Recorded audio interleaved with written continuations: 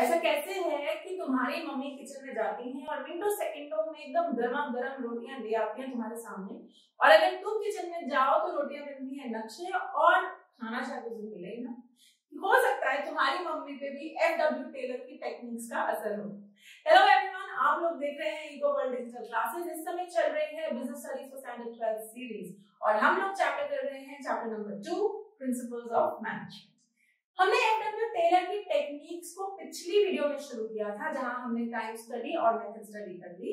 अगर आप लोगों ने वो नहीं करी तो पहले आपको वो वीडियो देखनी है and then you have to come back here. Okay, अब डिस्कस करते हैं मैंने ऐसा क्यों कहा कि मम्मी पे FW टेलर की टेक्निक का असर हुआ होगा। तो चलो शुरुआत करते हैं मोशन स्टडी से। मोशन स्टडी जो स्टडी थी ना, बड़ी इंटरेस्टिंग स्टडी थी। It was study about understanding कि एक काम करने में कितनी मूवमेंट्स होती हैं। मतलब हम जब कोई भी काम करते हैं, एग्जांपल लो मम्मी का, कि जब मम्मी रोटियां बनाती हैं तो वो क्या क्या मोशन करती है। पहले आटा लेती हैं, फिर उसे गोल गोल घुमाती है, फिर उसे चकले पे रखती है, फिर उसमें डस्टिंग करती है and then she rolls it, फिर तवे पे रखती है। मतलब अगर तुम अपनी मम्मी को ऑब्जर्व करो तो तुम ये समझ पाओगे कि रोटी बनाने में कितनी मूवमेंट्स होती हैं, और उनमें से कोई मूवमेंट हो सकता है प्रोडक्टिव है और हो सकता है अनप्रोडक्टिव है।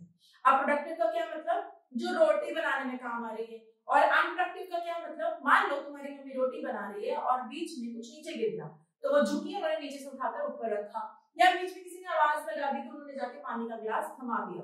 तो अनप्रोडक्टिव हुई ये पानी का गिलास थमाना और ये नीचे गिरी हुई चीज उठाना, क्योंकि ये हमारे रोटी बनाने के टास्क से रिलेटेड नहीं है। और प्रोडक्टिव है आटा लेना, डस्टिंग करना, उसको रोल करना, तवे पे रखना, ये प्रोडक्टिव है। ठीक है, इसी तरीके से टेलर ने क्या किया, इन लोगों को काम करते हुए ऑब्जर्व किया, और काम करते हुए जो वो मूवमेंट्स करते थे, मतलब चीजें उठाते थे, रखते थे, बनाते थे, व्हाटएवर दे डिड, वो मूवमेंट्स को रिकॉर्ड किया। फिर उनमें जो प्रोडक्टिव मूवमेंट है, प्रोडक्टिव मूवमेंट क्या है, वो जो टास्क को करने में हेल्प करे, और अनप्रोडक्टिव जो टास्क से आपको दूर ले जाए। तो प्रोडक्टिव मोमेंट्स को टिक मारा और अनप्रोडक्टिव को काटा, और they try to eliminate unnecessary movements, की एक काम करने में भाई जो अननेसेसरी अनप्रोडक्टिव मूवमेंट्स है उनको हटाओ। तो ऐसा करके उन्होंने कम से कम टाइम में वो काम कैसे हो सकता है उसकी एक लिस्ट बना के रखी। मुझे पता है सुनने में ना ऐसा लगता है कि बड़ा रोबोट सा बना के, ऐसे थोड़ी ना, लेकिन गाइस रिमेंबर, ये वो समय है जब इंडस्ट्रियल रेवोल्यूशन अपने बिल्कुल परम सीमा पे थी, और एग्जैक्टली इसी काम के लोगों को पैसे मिलते थे मशीनों की तरह काम करने के। तो टेलर की स्टडी ने यहाँ पे एकदम धूम मचा दी, क्योंकि टेलर ने खुद ही करके दिखाया। तो एक ब्रिक लेयरिंग का काम था जो 12 मूवमेंट्स में होता था, उसने करके बताया कि यही काम तुम 12 मूवमेंट्स की बजाय 5 मूवमेंट्स में कर सकते हो।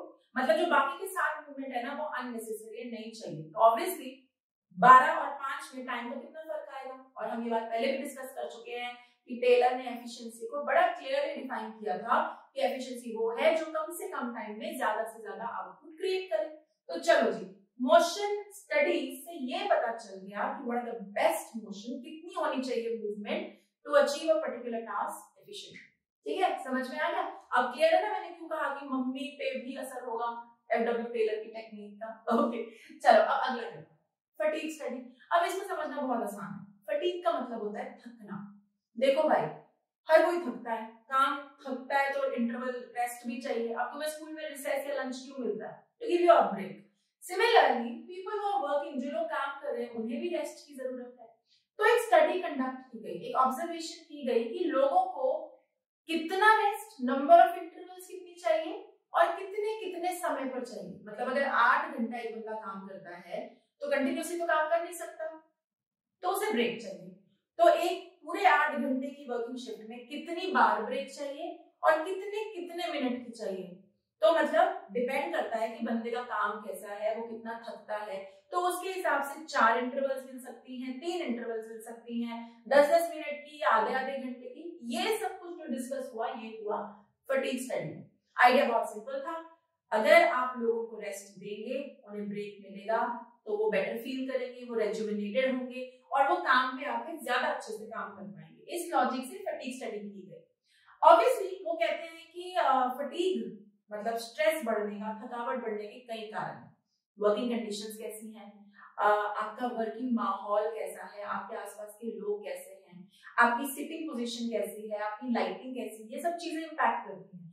तो टेलर ने सजेस्ट किया था कि इन सब चीजों को ऑब्जर्व करो और जो इन चीजों में चीजें ज्यादा फटीग क्रिएट करती हैं उन्हें हटाओ और वर्कर्स को काम के हिसाब से इंटरवल रेगुलरली देना इंपॉर्टेंट है ताकि वो ज्यादा अच्छे से अपना काम कर सके when they come.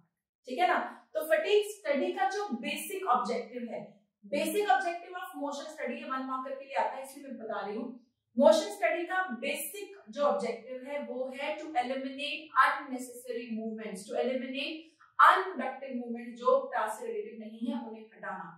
And fatigue study का सबसे इंपॉर्टेंट मोटिव है to determine the amount and frequency of rest intervals, कितनी चाहिए और कितनी देर की चाहिए, कितनी बार चाहिए, ये पता करना फटीग स्टडी का मोटिव है, ऑब्जेक्टिव। ठीक है, यहां तक क्लियर है। तो अब आओ तीसरी टेक्निक पे। तीसरी टेक्निक जो टेलर ने लगाई जो कि बहुत ज्यादा सक्सेसफुल थी वो थी डिफरेंशियल पीस वेज सिस्टम। ध्यान से सुनो, डिफरेंशियल मतलब अलग अलग, डिफरेंस क्रिएट करो। किसमें? पर पीस के हिसाब से ना पैसे देते थे, तब वेजेस मिलती थी, सैलरी नहीं। मतलब आपने जितना पीसेस बनाए उतना आपको पैसा मिलेगा। तो डिफरेंशियल मतलब अलग करो, डिफरेंस करो, पीस वेज जितना कोई बना रहा है पीस उसके हिसाब से पैसे दो। इसको ये बहुत ज्यादा सक्सेसफुल था क्योंकि उसने ना इंसेंटिव क्रिएट कर दिया वर्कर्स के लिए अच्छा काम करने का। कैसे? चलो डिस्कस करते हैं। पहली बात है, उसने बड़ा क्लियरली कहा कि एफिशिएंट और इनएफिशिएंट वर्कर्स में डिफरेंस क्रिएट करो।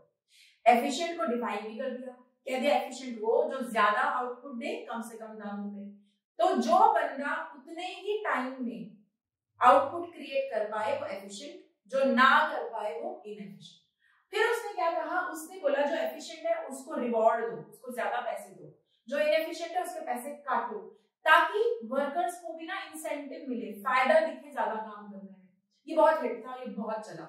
अब उसने ऐसा कैसे किया? देखो, किसी भी काम को करने में तुम्हें याद होगा हमने टाइम स्टडी करी थी, तो टाइम स्टडी में उसने क्या करा, स्टैंडर्ड आउटपुट सेट कर दिया। तो एग्जांपल लो, स्टैंडर्ड आउटपुट है 10 यूनिट, जिसको 1 घंटे, स्टैंडर्ड टाइम है 1 घंटा, यानी 1 घंटे में अगर कोई भी वर्कर 10 यूनिट बना लेता है तो उसे मिलेगा स्टैंडर्ड रेट के हिसाब से, यानी 50 रुपए के हिसाब से उसे पैसे मिलेंगे। तो वो कितने पैसे बनाएगा? 10 into 50 which is 500। ठीक है, तो मान लो ए ने क्या किया, 10 यूनिट जो स्टैंडर्ड आउटपुट है बना दी 1 घंटे में, तो उसको रेट क्या मिलेगी? 50 की, तो वो कितने पैसे कमाएगा? 500।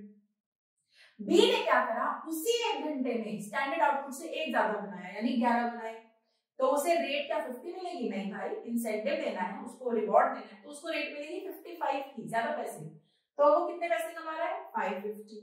और सी जो है वो बेचारा मारा गया, वो 1 घंटे में 10 यूनिट नहीं बना रहा, वो इनएफिशिएंट है टेलर के हिसाब से, क्योंकि वो 1 घंटे में बना रहा है सिर्फ 9 यूनिट्स। तो क्या उसको स्टैंडर्ड रेट के हिसाब से पैसे मिलेंगे? बिल्कुल नहीं, क्योंकि his idea was to reward efficient person. Efficient person को रिवॉर्ड दो और इनएफिशिएंट को हटा दो। तो 9 रुपए का 9 यूनिट बनाए तो उसको 40 रुपए की रेट मिलेगी, एंड एज अ रिजल्ट वो कितने पैसे कमाएगा? 360। यानी इस सिस्टम में जो एफिशिएंट था उसको अच्छा पैसा मिलता, रिवॉर्ड। जो ज्यादा एफिशिएंट था, जो हमारे एक्सपेक्टेशन से ज्यादा प्रोड्यूस कर रहा था, उसको 55 का रेट मिल रहा था, यानी उसको ज्यादा पैसे मिलेंगे। और जो हमारी एक्सपेक्टेशन से कम, स्टैंडर्ड से कम करता है, तो उसको भी आप पनिश कर रहे हो, क्योंकि आप उसके पैसे कम कर रहे हो। आप उसको 50 रुपीज के रेट पे नहीं दे रहे, आप उसको 40 रुपीज के रेट पे दे रहे हो। This system came to be known as differential piece wage system. और ये इतना हिट था क्योंकि इसने ना दुखती रग पकड़ ली लोगों की, पैसा कमाना। Everyone wanted to earn more, तो हर किसी को पता था अगर वो उस टाइम में ज्यादा प्रोड्यूस करेंगे तो उन्हें ज्यादा रेट मिलेगा। It prove to be a brilliant incentive. और काफी हद तक सेल्स में, नॉट एग्जैक्टली लाइक दिस, ऐसे तो नहीं एग्जैक्टली यूज होता, लेकिन काफी हद तक सेल्स में अभी भी ये लॉजिक चलता है। आपका टारगेट सेट किया जाता है, अगर आपने टारगेट अचीव किया तो आपको ये मिलेगा, लेकिन अगर आपने टारगेट को ओवर एक्सीड किया, ओवर अचीव किया, तो आपको बहुत बढ़िया बढ़िया इंसेंटिव, फॉरेन ट्रिप, ये सब कुछ मिलता है। तो इसकी शुरुआत भी एफडब्ल्यू टेलर की टेक्निक से हुई। ठीक है, I hope you are clear with this 3 techniques, motion, fatigue और डिफरेंशियल पीस वेज सिस्टम। तो मोशन का ऑब्जेक्टिव अननेसेसरी मूवमेंट्स को एलिमिनेट करना, फटीग का objective amount and frequency of rest intervals निकालना, और डिफरेंशियल पीस वेज का system objective to differentiate between efficient and inefficient workers, इनके बीच में डिफरेंशिएट करना ही इसका ऑब्जेक्टिव था।